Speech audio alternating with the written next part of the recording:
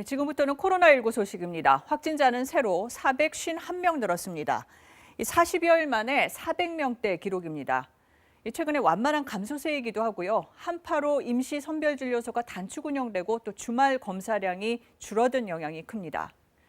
환자 한 명이 몇 명을 감염시키는지 나타내는 감염 재생산 지수는 석 달 만에 1 아래로 떨어졌는데 이런 추세라면 다음 주에는 하루 평균 확진자가 600에서 700명대가 될 것으로 보입니다.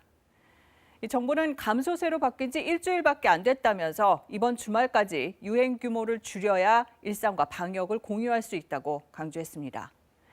다음 달 말부터 백신 접종 시작되죠. 우선 맞게 될 대상자는 의료기관 종사자나 노인, 또 만성질환자 등 최대 3,600만 명 정도로 추산됩니다.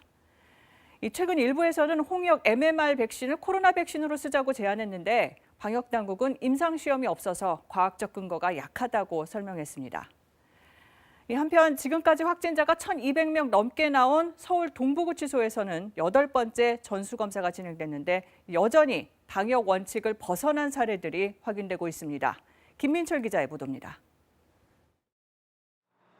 서울 동부구치소 수용자 300여 명이 코로나19 8차 전수검사를 받았습니다. 앞서 7차례 검사에서 음성 판정을 받았던 사람들입니다. 동부구치소에서 대구교도소로 이송된 여성 수용자 250여 명도 검사를 받았습니다. 여성 수용자들은 5차 검사까지 모두 음성을 받아 검사 주기가 일주일로 늘어났었지만 7차 검사에서 처음으로 확진자가 1명 나오면서 다시 사흘에 한 번씩 검사하기로 했습니다. 검사 결과는 내일쯤 나올 것으로 보입니다. 동부구치소 내 집단 감염은 2차 검사에서 정점을 찍은 뒤 신규 확진이 차차 줄면서 6차 검사부터 확진자가 두 자릿수로 주는 등 뚜렷한 감소세에 있습니다. 하지만 교정당국의 방역 관리가 아직 허술하다는 정황도 드러나고 있습니다.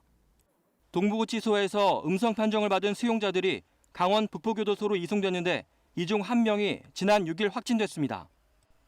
해당 수용자는 양성 판정을 받기 전까지 수용동을 돌면서 음식물과 물품을 전달하는 이른바 사동 도우미 역할을 한 것으로 나타났습니다. 추가 감염 우려가 있는 겁니다.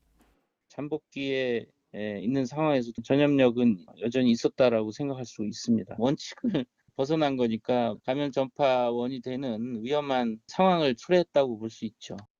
이에 대해 법무부는 이송된 수용자들은 따로 격리했고 음식을 나눠줄 때도 마스크를 쓰는 등 방역 수칙을 지켰다고 해명했습니다.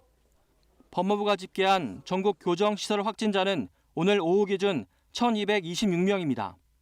서울구치소 직원 1명이 가족 간 감염을 통해 추가로 확진됐습니다. KBS 뉴스 김민철입니다.